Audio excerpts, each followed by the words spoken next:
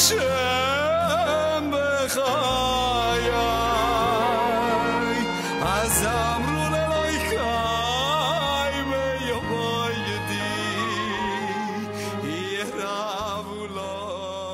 we're going to discuss many subjects, among them question if the Shliach Tzibur, if the one who represents us, like the Chazan, he is in one location and everyone else in different locations, such as different domain, two different courtyard, or if a divorce issue and the husband and wife for some reason does not have interaction, and she is in the one yard and the emissaries or the shaliach sent the get and he didn't give it to her in hand, he just put it in different location, which is a different yard, when and where and how it's valid. Also in the question of minyan, a quorum of people for praying, if the group of people are two different locations, when we count them as one domain and when not. All of that connected to our subject, which is kamatz. Kamatz in Hebrew meaning one line and small on the other, and it's applied to a roof in a sense of carry from one small roof to another large one. So all of that is part of our discussion. We are on Tractate Yiruvin, page 92. Mishnah, page 92, Tractate Yiruvin. It's 8 lines from the bottom of the page. Gag gadol samuch lekatan, hagadol mutar, ve'akatan asur. We have two roofs. This is gadol, this is the large roof. This is the small roof. Remember we talk about kamatz in Ivrit? That's like the nekuda under the letter. Okay, so is no partition between them. So this roof belongs to Mr. A, let's call him Reuven, and this one belongs to Mr. B, which is Shimon.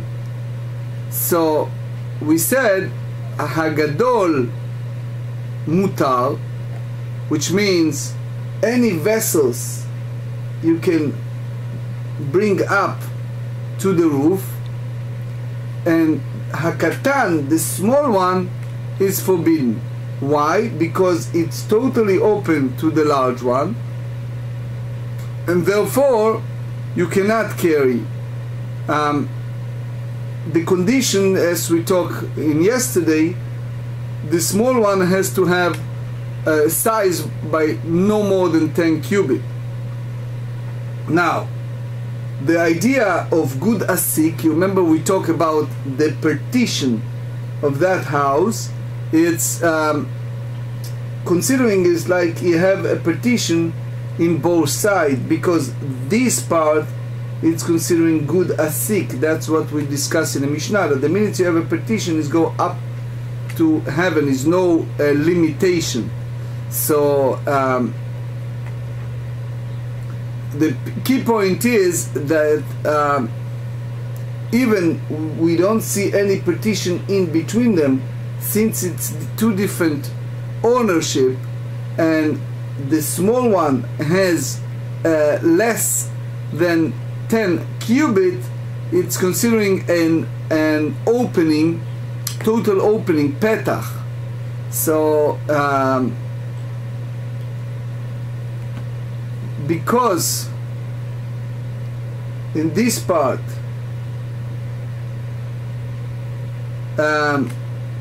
we hold that it's considering a partition, good asik, so therefore this is the only one you can carry, only Mr. Reuven.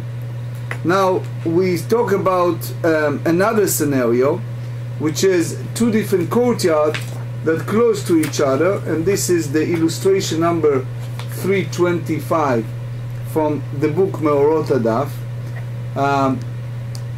This one, everyone see it? Yeah. Yes, okay. This, clear? Okay.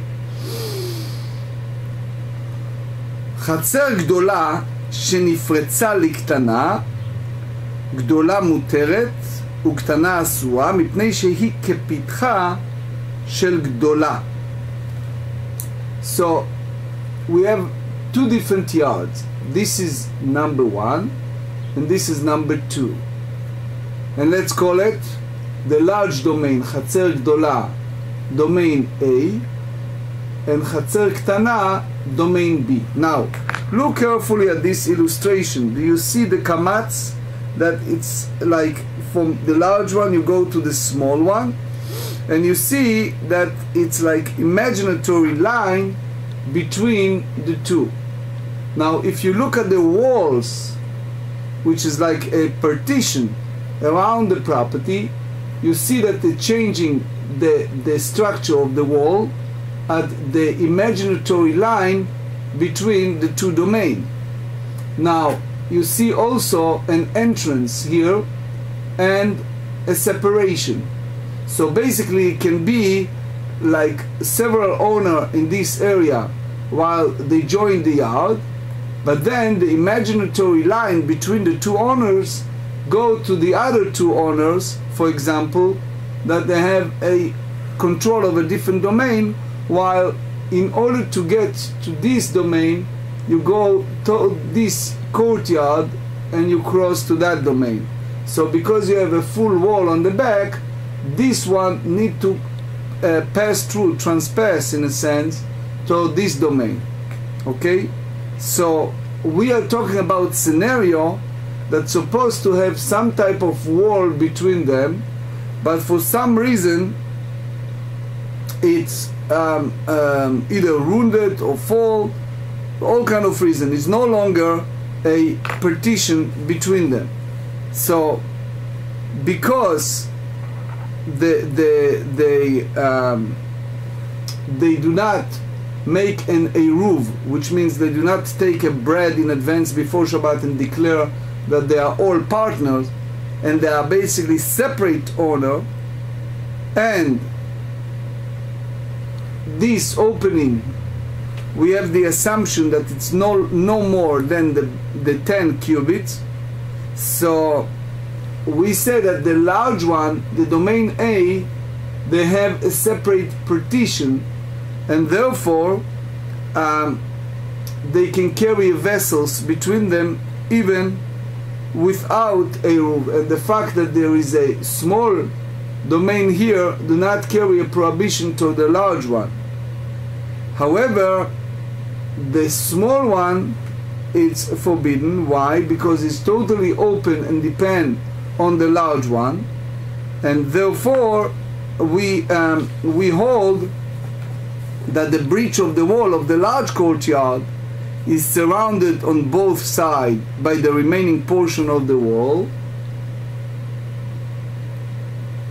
and therefore, and the breach is so greater than the 10 cubit wide, so its legal status is like of an entrance in the wall of the courtyard, and therefore it is permitted to carry in the large courtyard.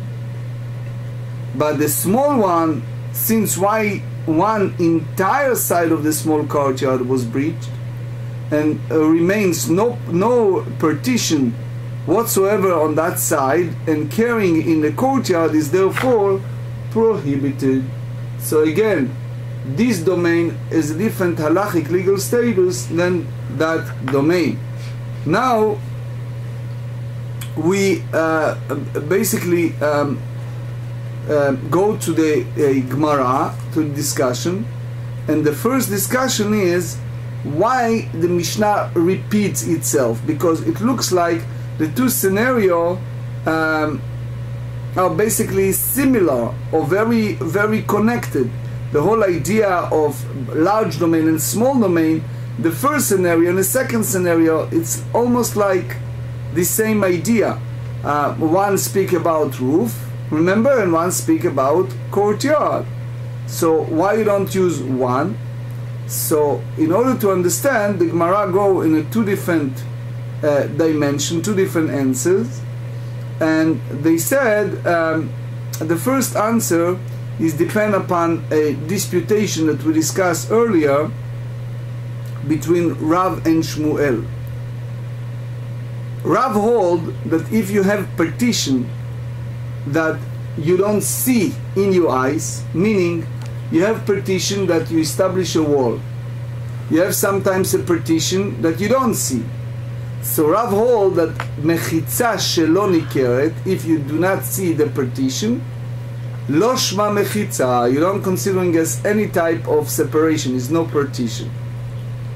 Shmuel said, no, it happens sometimes that even you don't see physically a wall or something that separates between two entities, still it happens that it's considering, such as, let's go back to the example we used at the first part of the Mishnah. For example, if you have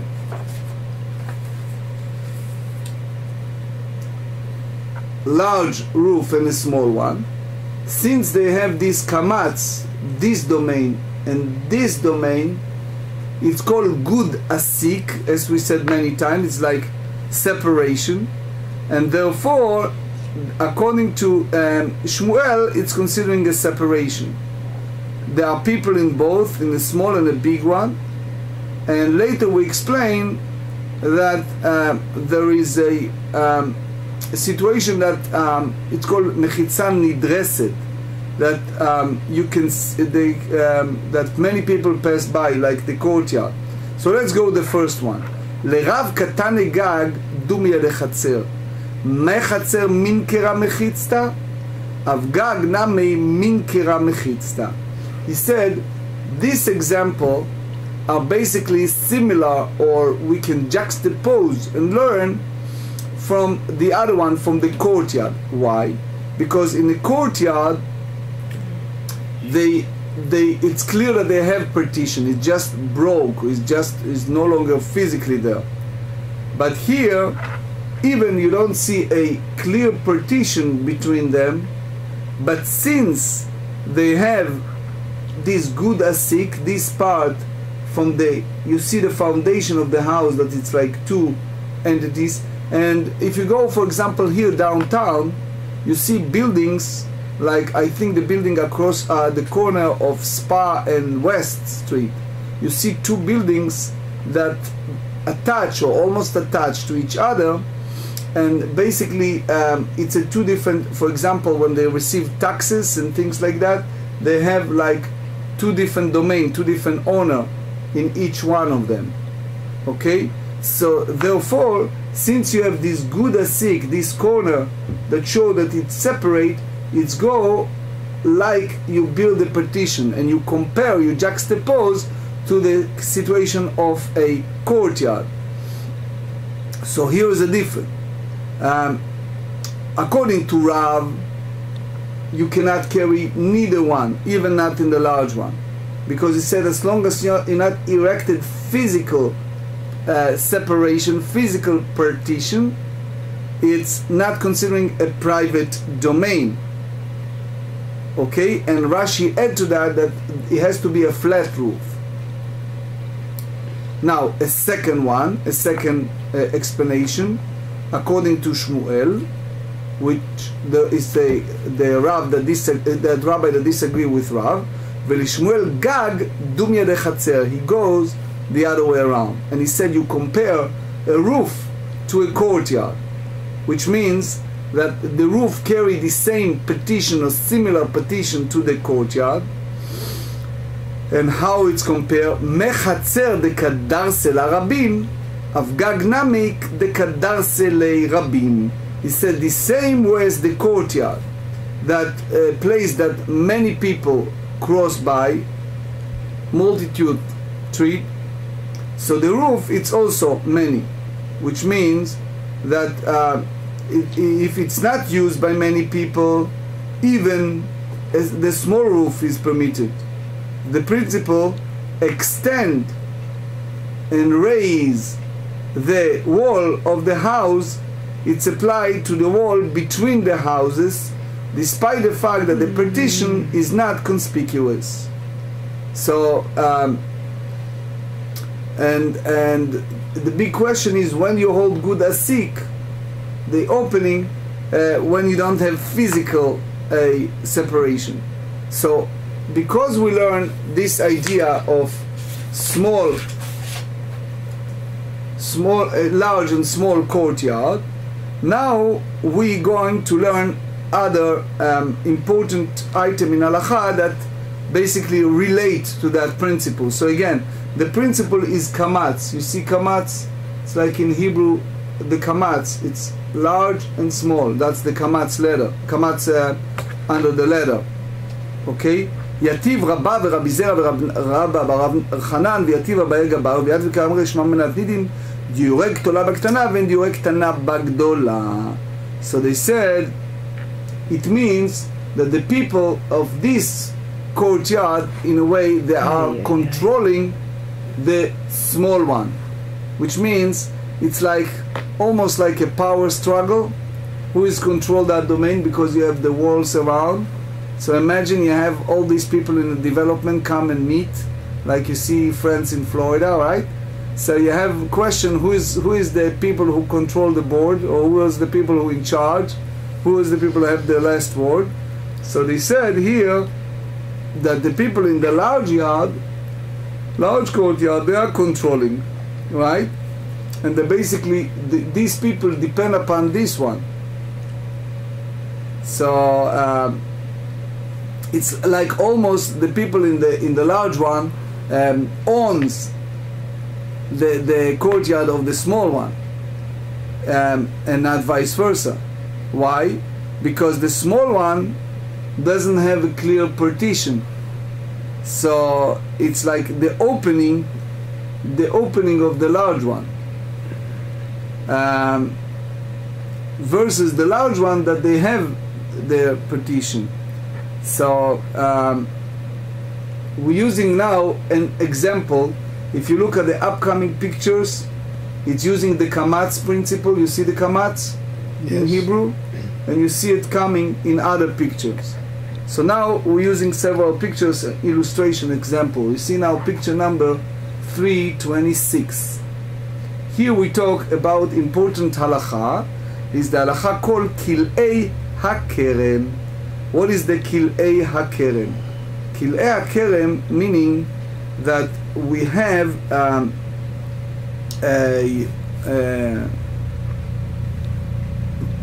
vineyard. You're planning a vineyard, and the Torah forbids us to do kil'aim, lo tizrak karmecha kil'aim, which means we're not allowed to mix the two different species. So basically, we cannot plant a seeds in the place that it's already have a vineyard. So they said, if someone does that, so both the seeds and the vineyard are forbidden for use. That's a statement in the book of Deuteronomy, chapter 22. So they said, גפנים בגדולה, אסור לזרוע את הקטנה. You have planting of vineyard in the large domain, and here is the kamatz, the small domain, okay? So they said, since the Torah forbids us to mix the species, right? So you're planting already vineyard in the large domain, you cannot planting in the ktana, in the small one. Why? Because we're considering this part as a connected part, incorporate with the large one, and since it's forbidden to mix a different species, it's applied not only if you're planting physically in the large one, but also in a small one. Now, Rashi here said that even in the large one you can go in distance of 4 cubits.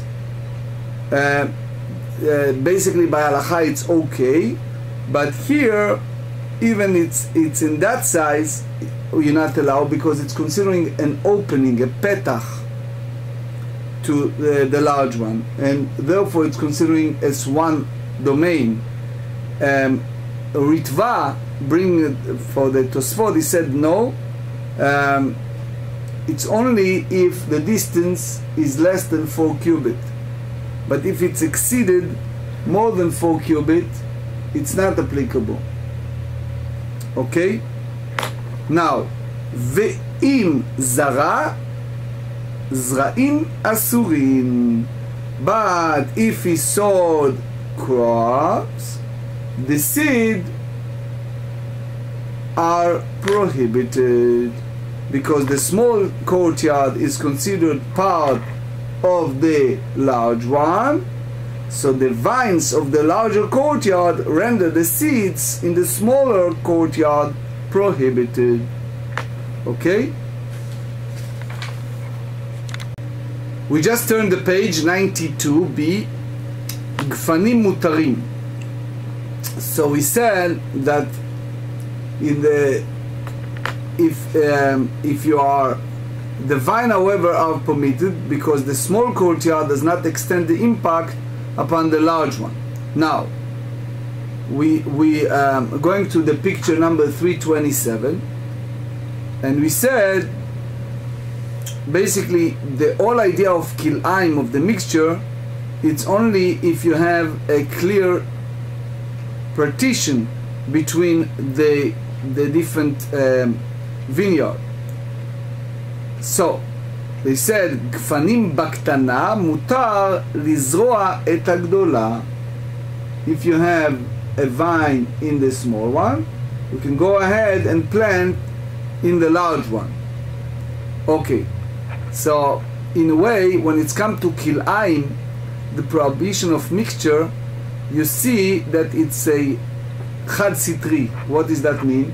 That in this case you cannot, in this case you can. So you see here that we basically hold that it's like only go in one way, not both ways. Now Tosfot here elaborate on that, and he said that let's think together. You have the large domain, you have the imaginary line in between, but it's open now. Okay, is no partition. So you have this one is called ktana. So if you have a field of vineyard, you can go ahead and do it. Why? So the reason is it specifically says that when the Torah said you shall not mix in you don't have a mixture, the Torah did not use the term lo tita sadcha kerem. The Torah said lo tizrak ramecha kil'aim, which means you should not plant in your yard a mixture. So he said in the large one you have a vineyard, in the small one it's empty, but if you put a seed it will be connected. So it's considering Shem Sadeh, it's considering like a one domain, one yard. So we call it kerem, we call it vineyard. Look at the way that it's built. If you look at the structure and you look, it's really totally depends and totally part of that. So therefore you have an issue of plant different seeds here. So it's basically the minute you're planting seed here, it's like you're planting, it's like samta zra'im bakerem, you put the plant in the vineyard. Now if you have it here, it's not an issue, because here you don't have a mechitza. It's even you have imaginary partition, but it's and therefore you can go ahead and plant seeds here. Now we're going to juxtapose this idea of the kamatz in those cases to other cases. We're speaking about a large and small domain. So we go to the second example, the next one. Sure. The next example is the Hilchot Gitin. The Torah tells us Venatan beyada. When the husband gives to his wife the get, he needs to give it literally in her hand. So we have two entities that needs to have a hand to hand, in a sense. Let's call the husband a Reuven, and let's call her Sarah. So if Reuven give a get to Sarah, he needs to give her the get, the document, and beyada, meaning he handed the document to her.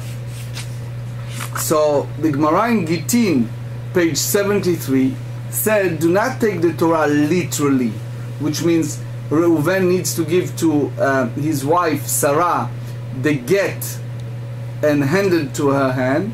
It means as long as he bring it to a domain that belongs to her, such as her home, her courtyard, anything that under her ownership, and he gave it to her on that domain, she received it in that domain, it's considering a valid act.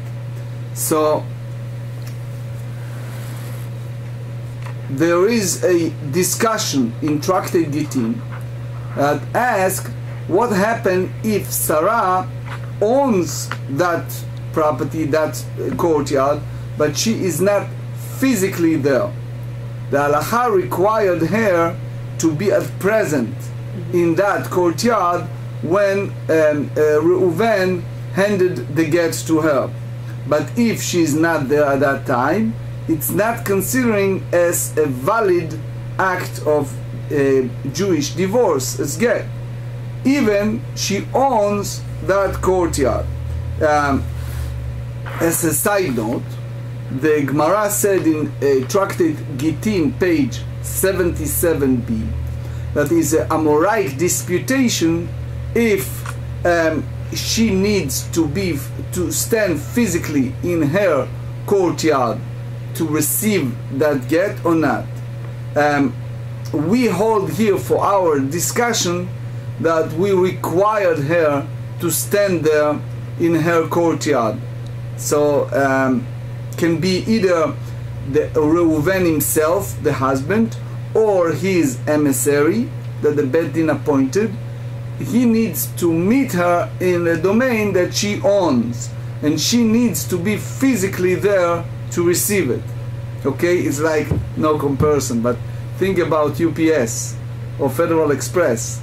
So they require your signature in order to approve the transaction of the mail. Okay, so here is the question for our discussion. Imagine if there are two courtyards, one large and one small, and there is a opening between the small and the large one. So it's only imaginatory. Imagine a line of partition between the two. So Isha bagdola veget baktana. So the wife, she's standing in the large domain, and the husband is Reuven is in the small domain, in the small courtyard. So the Gemara said mitgareshet. So they said it's a valid act of divorce. Why? Because she's considering as since the ktana, the small one, is for all of our discussion in the past, is incorporated in the large one. So therefore, the small one follow the large one, and it's like the opening of the large one. So it means that she's in the courtyard, that the get is there, and she's become divorced by that. Now,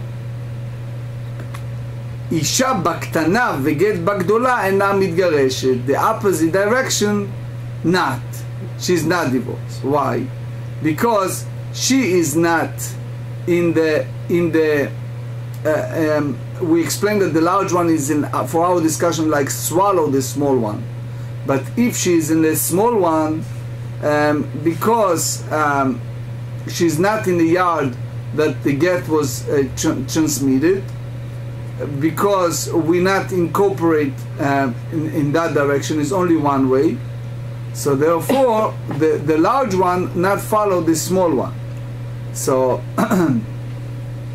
Rashi said that even in the small one, she's not become a divorcee, because only Rashi said only if she's standing in the side, on the borderline, on the side of that yard. Tosfot asked a question that if he said, look, what happens if both property belongs to her? If she owns both, the large one and the small one. So he asked a question, what do you do? And why do you care who go to whom? So Rashi said that because the halacha required, the Torah tells us, Venatan beyada, she need to receive it, meaning that it has to be like almost she walk telech, that she need to walk and receive it. So in other words, she needs to be an active partner in that sense. And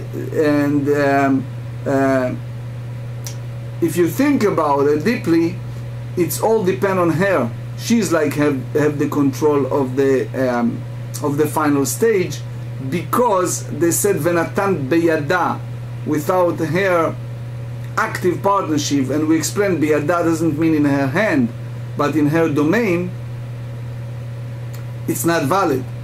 So in order to have the final stage, it has to have her receiving it either in her domain or in her something that she owns or something that she consents to.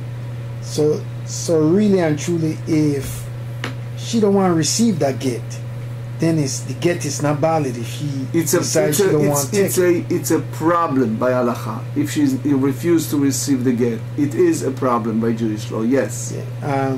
Why should it make a difference where she receive it, if she receive it in a small courtyard or in the large one? Okay. So that's exactly the question that Tosfot asked. You smart. You asked the question that Tosfot asked.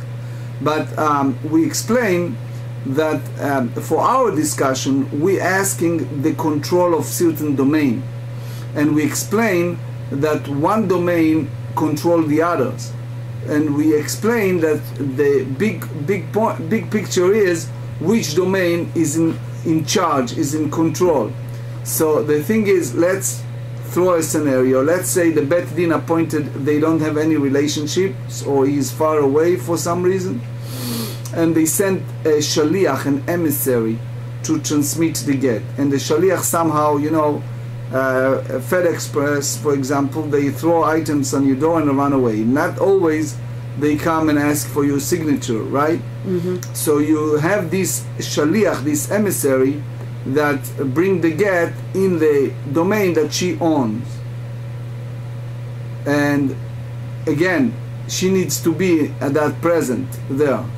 Okay, so here you see all this gray area, all this question, when you are really considering it as a valid. According to the way we understand so far, it has to have a lot of preconditions in order to make it happen. But for our discussion, back to our subject, we try to say that when is even she owns both domains, we have an issue of small versus large one. When we incorporate it, when we explain so far, for the example we use in Kil'aim, a mixture, and the example we use from the divorce, which soon you see how we juxtaposes to main discussion, which is carrying between the two courtyard or between the two roofs, that is go only one way, meaning only one domain control the other domain. Let's go to the third example, and now I'm sure that everyone here is going to get excited. And the third example is what we are doing every day, which is the Shliach Tzibur. Shliach Tzibur, let's clarify it, and I'm thinking that it's going to be a big slap on the face for the one who usually does that, meaning the one who represents us. Shaliach is the emissary. Tzibur meaning public. The idea is that you have a person that represents us to Hashem. So in that sense, let's say David is going on the shlichut, on the being emissary. We appointed him to lead the services. So usually people come and, oh, we want to hear the cantor. He has a beautiful voice, and everyone think that the cantor control the services because he is the one who represents us and he is talking to God. So he is like our attorney to Hashem, right? The truth is, soon you see that he's going the opposite way. He is Shaliach Tzibur. He depends upon us, which means we, meaning the crowd, the public, are the people. It's like when you appointed, when you selected the President of the United States. So he is appointed by the people. He is the emissary of the people. He is representing the people, okay? So the key point is called Meshaleach Ha'ikar. The one who sent is the centerpiece. So why it's important? Because you can juxtapose that to you send someone to sell your property. So what exactly, who has the power? That person may have a power of attorney to represent you, but initially you are the one who control this fellow, meaning you appointed someone, and you can appoint someone for certain time, for certain budget, for certain limitations. You can put certain restrictions on that person. So in that sense, for our discussion, when someone represents us to Hashem, so he is our person. We are in charge.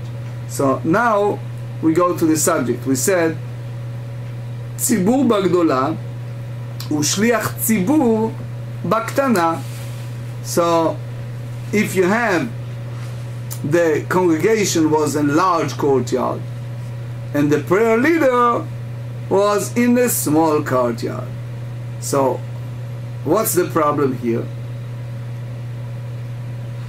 The problem is that the one who represents us, he needs to repeat the Amidah in a large voice, which is the silent Amidah. It's silent, it's devotion, is individual. But those people who are not familiar with prayer and they do not know how to do the prayer properly, so when someone hear the Shliach Tzibur, the Chazan, the cantor, who repeat the Amidah, he fulfilled his obligation of prayer, since at this point he cannot pronounce the prayer. Now, one individual cannot exempt the other in prayer.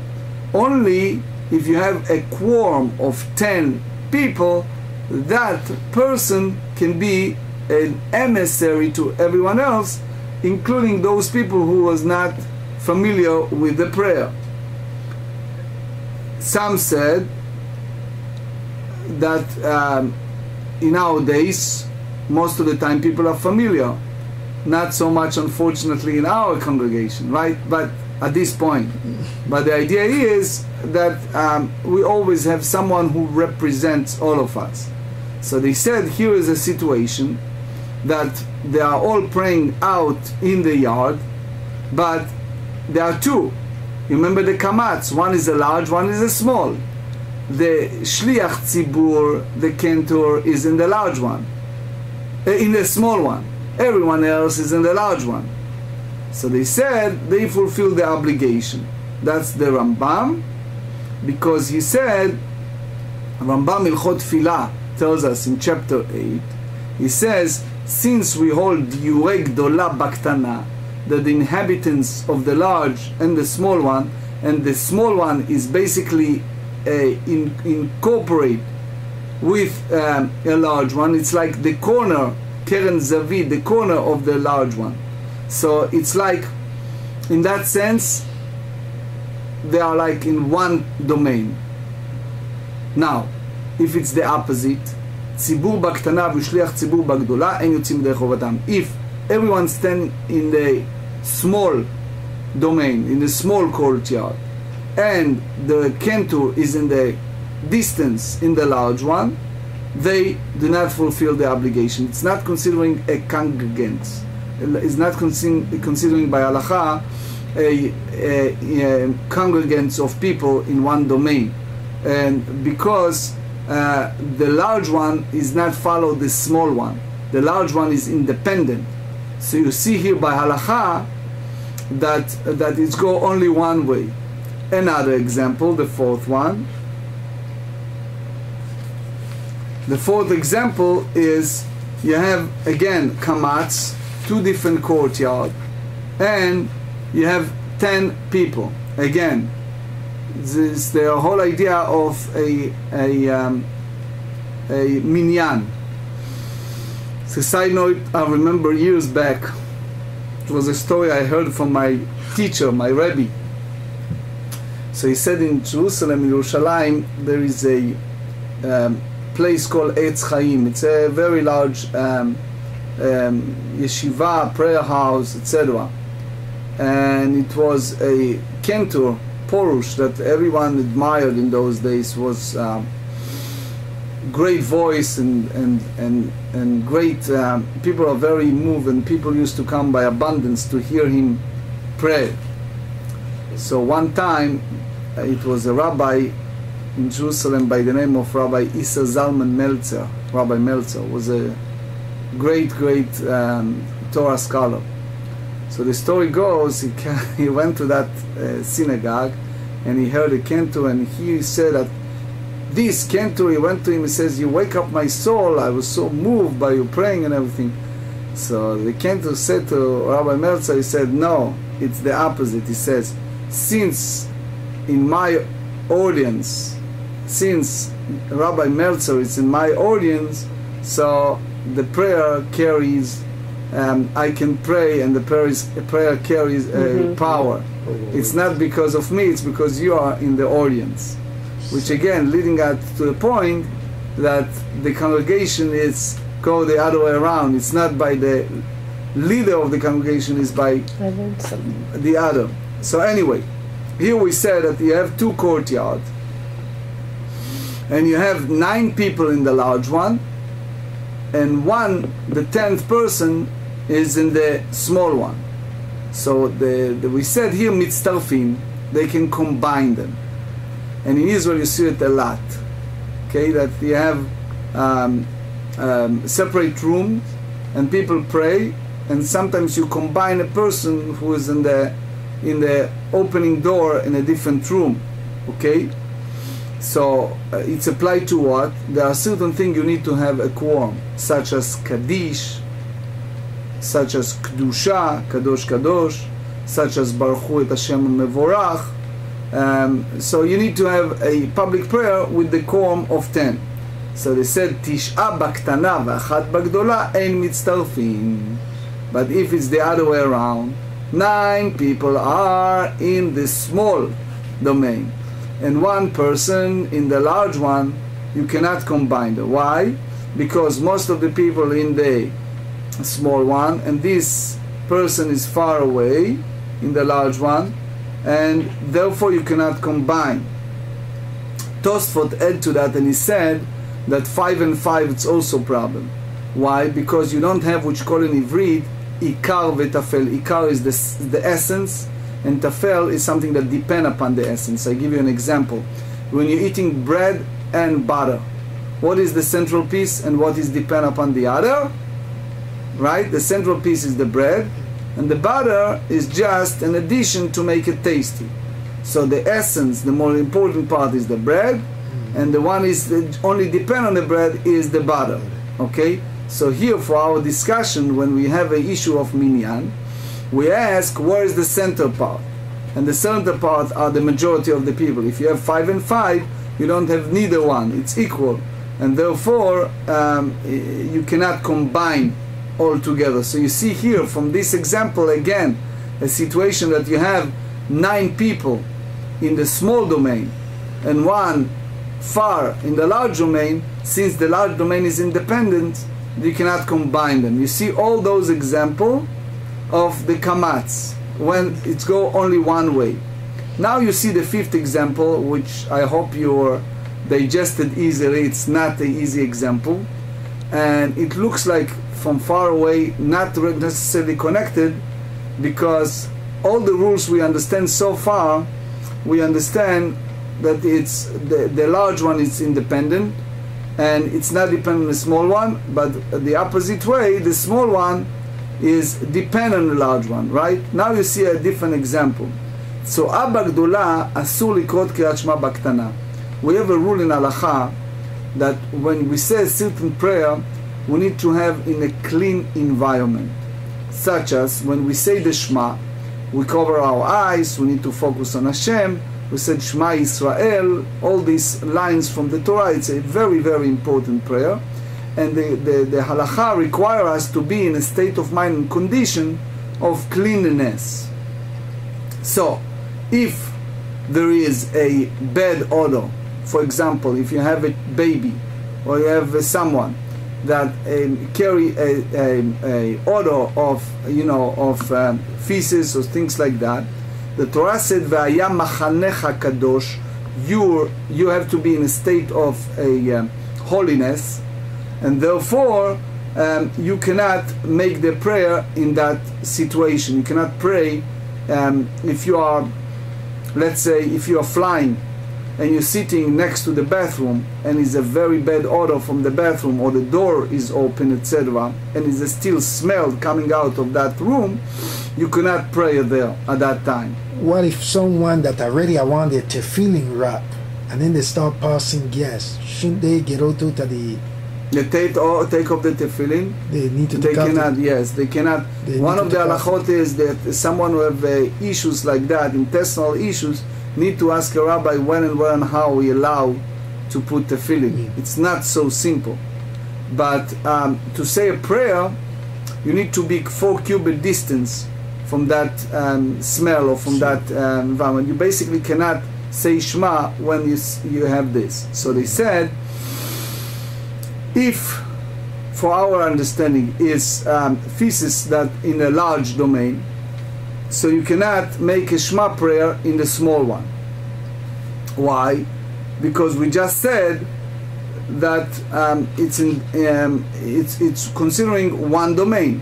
The Meiri said that it's only apply if it's in a 4 cubit.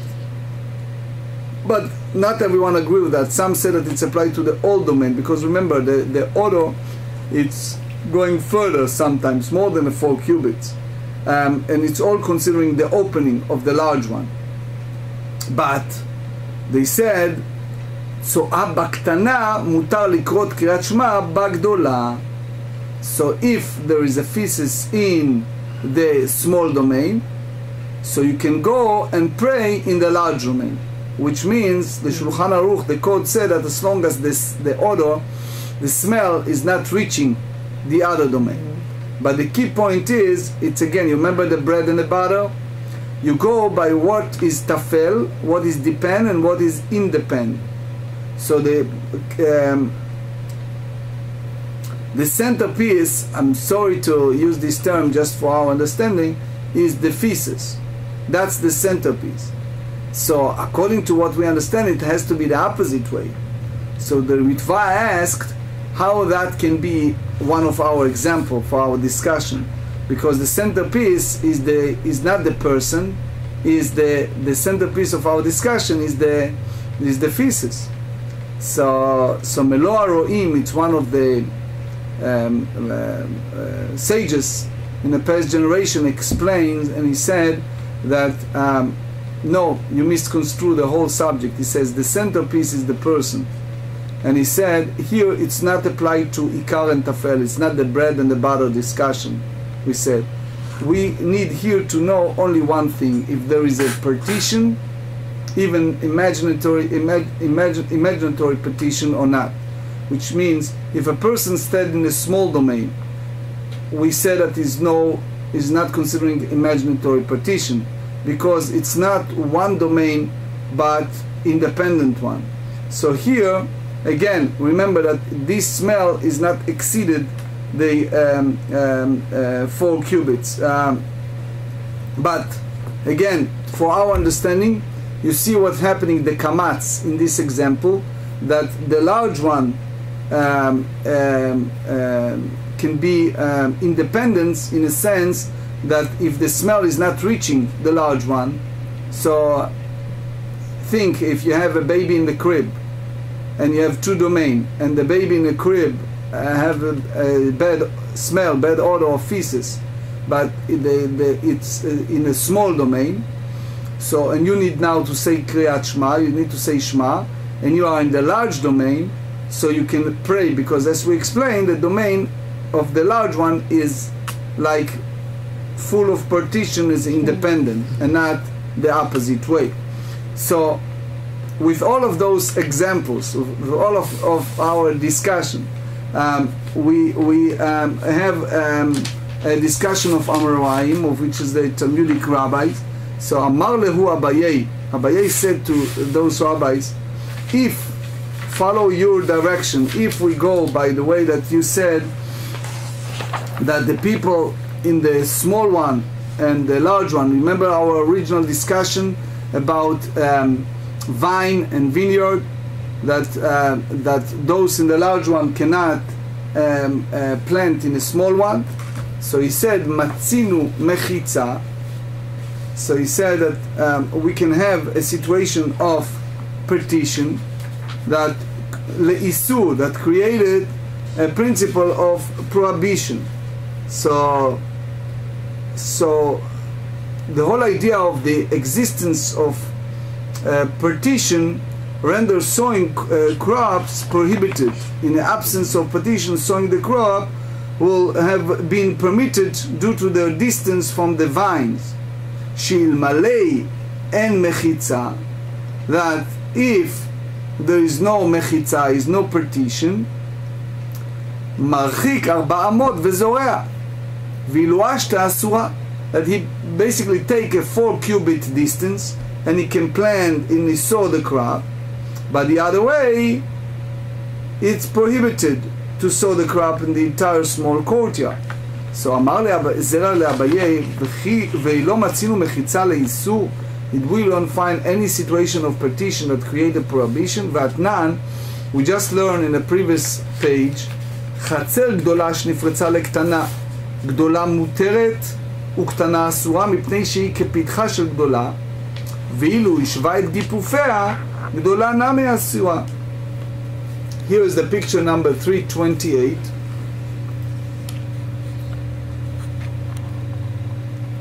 Everyone see it? Yes. Okay. So Rashi said שבנה מחיצות בתוך הגדולה, מכאן ומכאן, עד שיקצרנה כמידת הקטנה, וסילק את הגופין על ידי מחיצות הללו.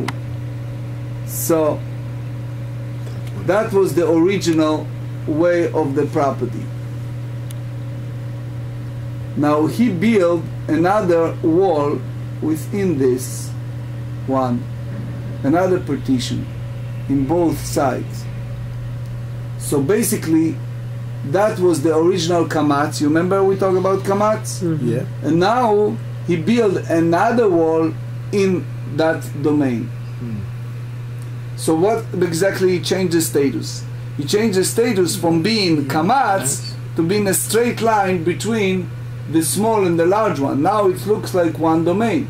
Mm-hmm. So in this type of situation, guess what? All are forbidden. It's like the whole idea is it's called it mipnei shehi kepitcha shel gdola, because it's like the entrance of the large courtyard. So if even they both sides, the protrusions, because he have the construction of this partition in the large courtyard, so the large courtyard is no longer protrude beyond the smaller one, carrying in the large courtyard it's also prohibited, because it's completely breached into the smaller courtyard. So construction additional partition causes a prohibition. So he said, Amar lei, so Abaye responded to Rav Zera and he said, you cannot compare them. Hatam siluk mechitzotu, which means over there, you cannot compare it to the kilaim, to the mixtures. He said, over there, it was a kamatz, but here, by having a new partition in both sides, it's basically abrogated. It's like annul, it's expunged the previous partition in both sides, and it's not that the new one created this prohibition, but only by halakha taking the old one, meaning no longer using the other one, that's the problem, not the construction of the new one. So versus the issue of planting a seed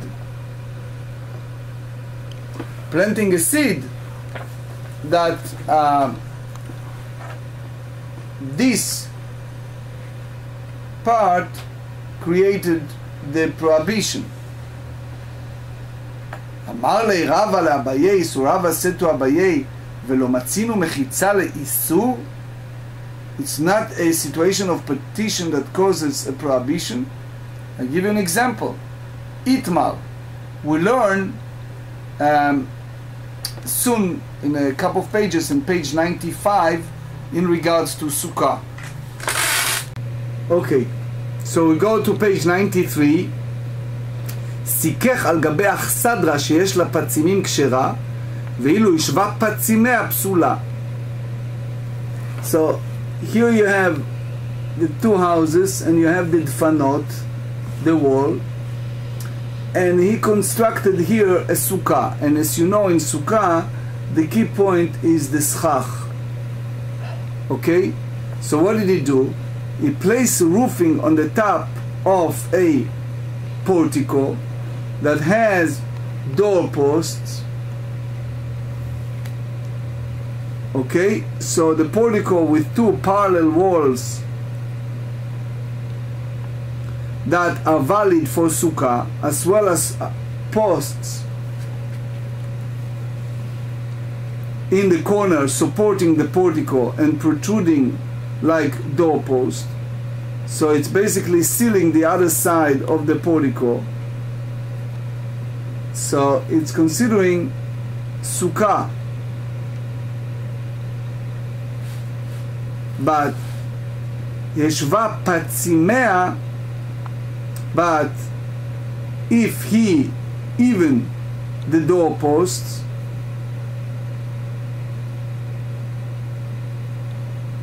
so they said it's invalid, psula, which means that creation of partition can cause prohibition. So they said, Amar le Abaye, ledidik shira, ledidach siluk mechitzot. He says, I hold that in a portico and situation like that, the sukkah is valid, but the way that you understand, it's another instance of removal of partitions, because even the doorpost does not render sukkah invalid through the establishment of the new partition, but because it negates the original partitions of the sukkah. Remember, the same way as to negate this part here, it's negate the partition of the sukkah by constructing it. Now we're going to a practical halachot. גג גדול וקטן, בית יוסף, שולחן ערוך אור החיים, 374. If a wall that separates a small roof from a large roof is completely breached before Shabbat, it is prohibited to carry any utensils that were inside the house when Shabbat began up to the small roof. However, it is permitted to carry these utensils to the large roof Even if the wall is breached on Shabbat, since it was permitted at the beginning of Shabbat, it remains permitted throughout the day. Next halacha is with regard to a courtyard, and it's this one. If the entire length of a wall separating a small courtyard from a larger one is breached, and the breach is less than 10 cubits long, it is permitted to carry utensils from the house into the larger courtyard if they establish an Eruv there. But residents of the small courtyard may not carry from the house into the small courtyard. If the breach wall is more than 10 cubits long, it's also prohibited to carry in the large courtyard. Now, we talk about Gfanim bagdola uzra'im baktana. Generally, both the seeds and the vine are planted together in a vineyard are prohibited due to violation of planting diverse kind in a vineyard. However, in the case the vines were planted first in an entirely permissible manner, so the seed planted in the other courtyard cannot render them prohibited, and the seed alone are prohibited due to the vine.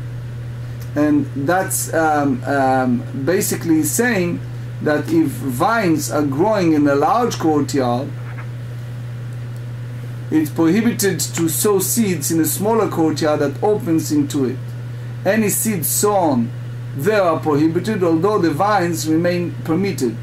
That's the conclusion inferred in the Mishnah, in the Shulchan Aruch Yerodea 296. The last two halachot, we talk about the quorum of prayer.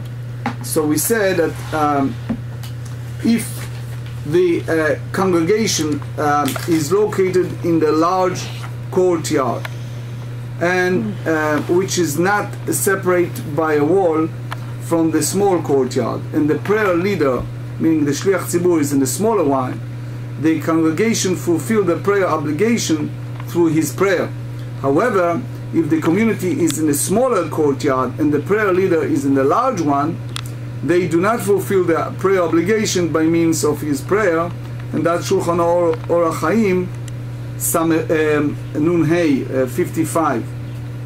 Also, if there are 9 people praying in the large courtyard and 1 person in the smaller one, they together constitute a quorum. However, if 9 are in a smaller one and 1 in the larger one, they do not constitute a quorum. Remember, that's Shulchan Orach Chaim 55.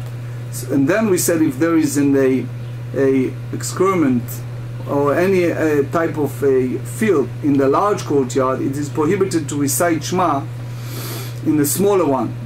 However, the other way around, if that feces is in a small one, it's permitted to recite Shema in the larger courtyard, provided that there is no bad odor there. That's Shulchan Aruch Chaim 79.